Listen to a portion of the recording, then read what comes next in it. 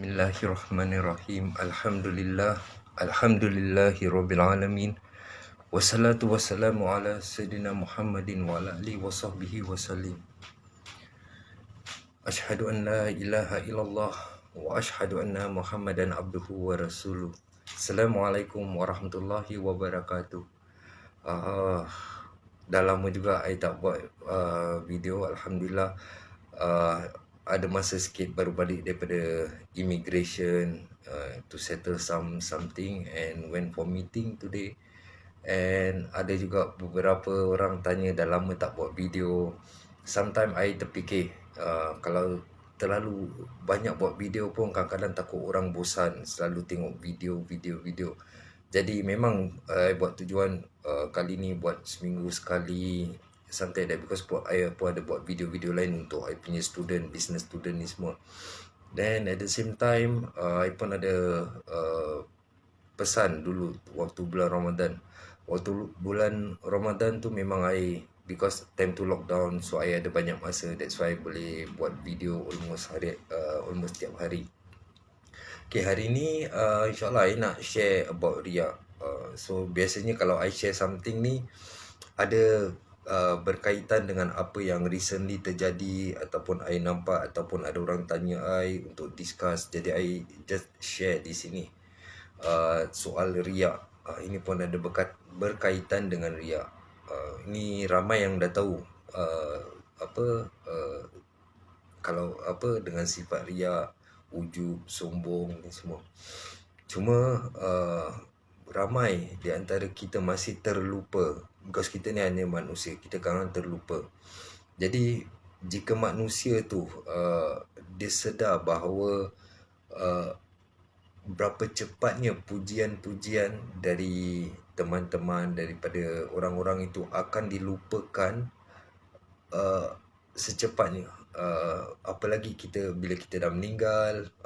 Jadi maksud saya ni, bila orang puji kita rasa diri kita macam megah, riak, macam kita ni hebat, bagus. Tapi kita tidak sedar bahawa pujian itu hanya sementara. Besok lusa mereka akan lupa.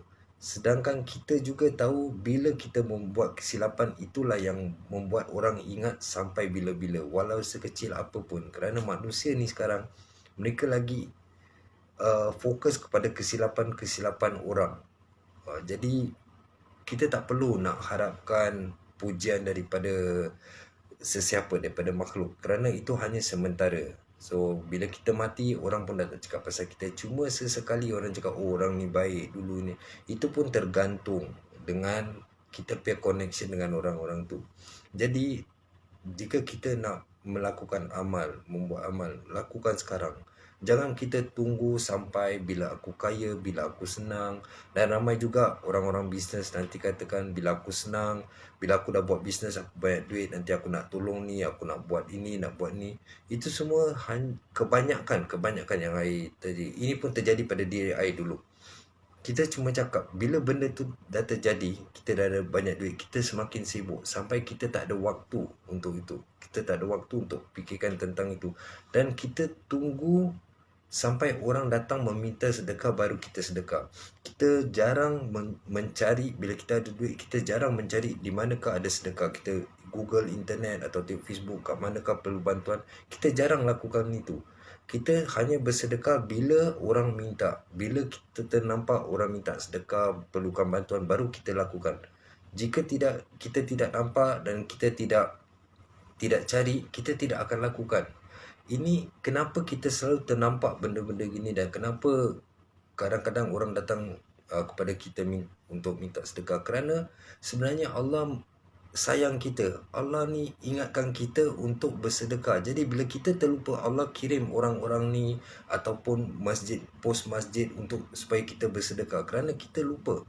Sampai Allah harus mengirim sesuatu pada kita, baru kita teringat, oh aku nak sedekah. Dan ada juga sebahagian daripada kita memberi alasan, oh aku tak ada duit sekarang, aku tak dapat tolong kalaulah aku banyak duit. Jadi kesilapan tu sebenarnya kita sendiri, kerana kita malas nak berusaha. Kita selalu pentingkan diri kita. Kita fikir tentang apa yang aku dah dapat ni, pekerjaan, alhamdulillah, syukur. Kita selalu membuat alasan itu. Pasal kita hanya memikir untuk diri kita. Kerana untuk diri kita memang cukup, tapi kita tidak berfikir untuk orang lain. Jika kita berfikir tentang orang lain, walaupun kehidupan kita ni sudah mencukupi, kita tetap bekerja keras untuk mencari kelebihan, dan kelebihan itu kita membuat dia, walaupun aku dah cukup, aku nak cari rezeki lebih supaya aku dapat tolong banyak orang. Jadi kita continue work hard untuk dapatkan rezeki lebih, dan rezeki lebih ni kita aim hanya untuk mencari tempat-tempat mana yang perlukan pertolongan, yang mana memerlukan sedekah dan sebagainya. So itulah yang kita harus tanam di hati kita. Seperti kita tengok Sayyidina Uthman, Sayyidina Abu Bakar, mereka boleh mengsedekahkan separuh daripada harta mereka, dan mereka semua orang-orang kaya. Jadi orang umat Islam ni sebenarnya kita digalakkan menjadi kaya, asalkan kita tak lupa daratan. Kita digalakkan menjadi kaya, berusaha sampai kita jadi kaya untuk menolong orang-orang Muslim sendiri. Jadi itulah tujuan orang Muslim harus bekerja keras dan harus menjadi kaya. Kerana rezeki yang kita perolehi ni belum tentu rezeki kita. Walaupun nasi yang kita nak makan di pinggan ini, belum tentu itu rezeki kita. Walaupun nasi tu kita dah pegang di tangan, nak suap, belum tentu itu rezeki kita. Kerana rezeki tu sebenarnya, bila kita dapat rezeki tu menjadi manfaat bagi kita, itulah baru dinamakan rezeki. Jika dia tidak menjadi manfaat, itu bukan rezeki kita. Saya kasih contoh macam tadi yang saya katakan, kita ada nasi kita nak makan. So bila kita makan, kita fikir tu rezeki kita, dan sebentar lagi kita muntah, semua keluar balik. Jadi itu bukan rezeki kita, kerana tak jadi manfaat untuk kita. Melainkan bila kita dah makan, kita rasa kenyang, kita ada tenaga, dan dengan tenaga ini kita dapat membuat ibadah lagi, dapat beramal lagi. Itulah baru rezeki kita yang mendatang menjadi manfaat. Jadi kita selalu bila nak buat amal ni, kita tunggu masanya. Kita fikir, kalau ni minta maaf kalau siapa ada duit dalam bank, tak apalah, aku tunggu masa depan anak-anak aku, mungkin anak-anak aku perlukan. Kita fikir tentang diri kita.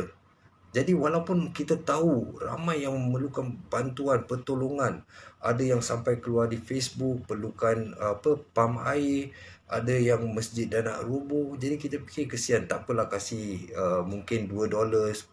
Kita terlalu lokek. Tapi dengan uang $10 ni kita sedekah, kita minta, ya Allah, berilah aku satu kapal terbang besar, beli aku satu rumah besar.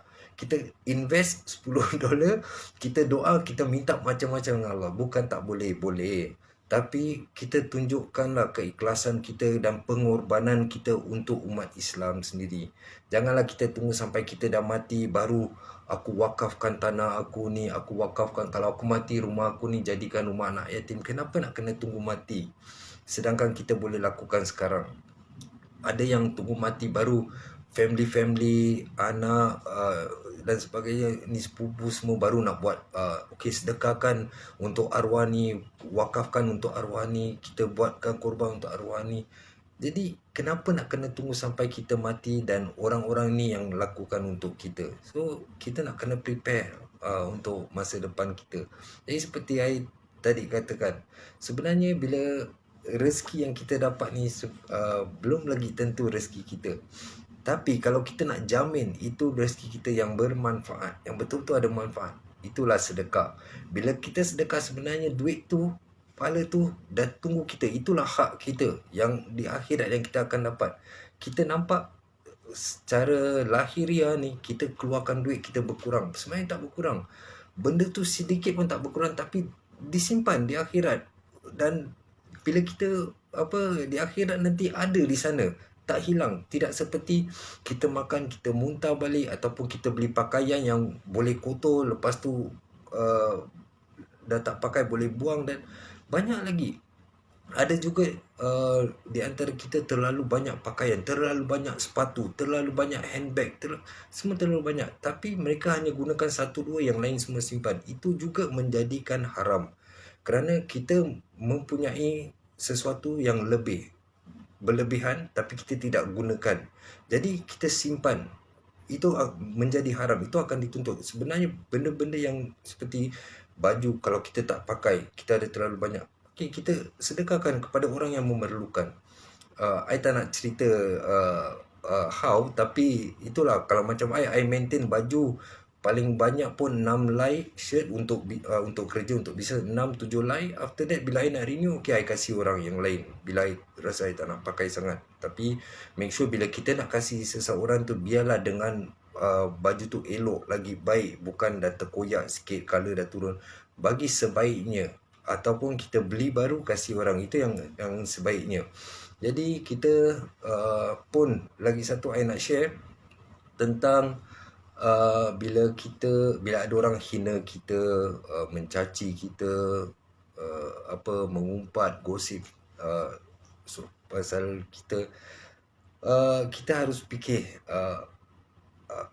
orang yang menghina kita ni sebenarnya itu sedikit dibandingkan pertolongan yang Allah beri pada kita daripada dulu. Berapa banyak pertolongan Allah beri pada kita, cuma kerana orang hina kita, kita rasa macam Allah tak tolong kita sampai orang hina kita. Kenapa orang hina kita? Kadang kita tak katakan Allah tak tolong kita, kita katakan seperti, kenapa ni terjadi pada aku, kenapa orang ni hina aku, dia tak tahu ke apa sebab. Indirectly kita sedang memberitahu Allah seperti, Allah tak nampak ke apa yang terjadi sampai dia boleh hina aku. Sedangkan Allah dah beri kita banyak pertolongan. Tolong kita, Allah membantu kita agar kita dapat duduk, dapat bersenyum, dapat berbual, tolong kita untuk menyelesaikan sebahagian masalah kita, tolong kita dalam segi pembesaran kita daripada kecil sampai besar, anak-anak kita, dan terlalu banyak Allah tolong kita. Sehingga kan actually bila kita tengok penghinaan ni sebagai satu yang very small thing, cuma kita jangan fokus dengan apa yang orang cakap. Orang ni tidak akan berhenti bercakap. Jika kita buat sesuatu yang baik, mereka akan kata kita menunjuk. Bila kita tak buat, mereka kata kita lokek, kita lupa daratan dan sebagainya. So ignore apa orang cakap tu, kita senyum, diam. Tidak perlu balas balik apa yang mereka cakap. Kita just senyum, diam. Tidak perlu sindir-sindir, tidak perlu don't take any reaction against apa yang mereka katakan. So itulah syaitan yang merosakkan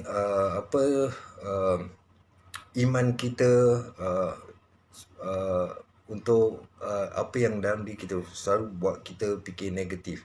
Lagi satu, since ada banyak minit lagi, I nak share lagi satu tentang ujian. Ramai orang kita tak sedar tentang ujian. Bila kita doa minta Allah, ya Allah berilah aku kekuatan menempuh ujian, beri aku kekuatan iman. Ini yang biasanya kita doa, tapi kita tak perasan sesuatu. Bila kita dah doa gitu, bila kita ada banyak ujian, banyak dugaan, kita makin stres, makin rasa lemah, kecewa. Kalau kita fikir balik, sebenarnya macam mana seorang panglima menjadi panglima? Jika I nak jadi panglima atau pendekar, I harus menempuh semua ujian untuk menjadi tahap pendekar. Jadi ujian-ujian yang berat-berat untuk menjadi tahap pendekar. Kalau I cuma menjalani ujian asas saja yang biasa, I tak boleh dapat tahap pendekar. Sama juga, Allah perlukan militer dia yang kuat iman. Jadi bila kita nak kuatkan iman, kita minta Allah agar kita dapat iman yang kuat, agar kita dapat bersabar, iman dapat bersabar, dapat menerima qada, ikhlas. Jadi disitulah, bila kita minta, disitulah ujian yang makin banyak menimpa, kerana Allah tengah train kita untuk menjadi lebih kuat daripada orang-orang biasa.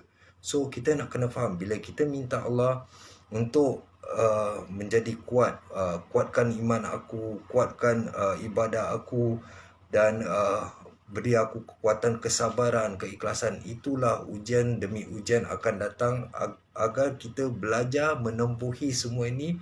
Jadi status kita naik. Dan itulah baru kita boleh jadi Allah punya militer. Sampai sini saja. Assalamualaikum warahmatullahi wabarakatuh.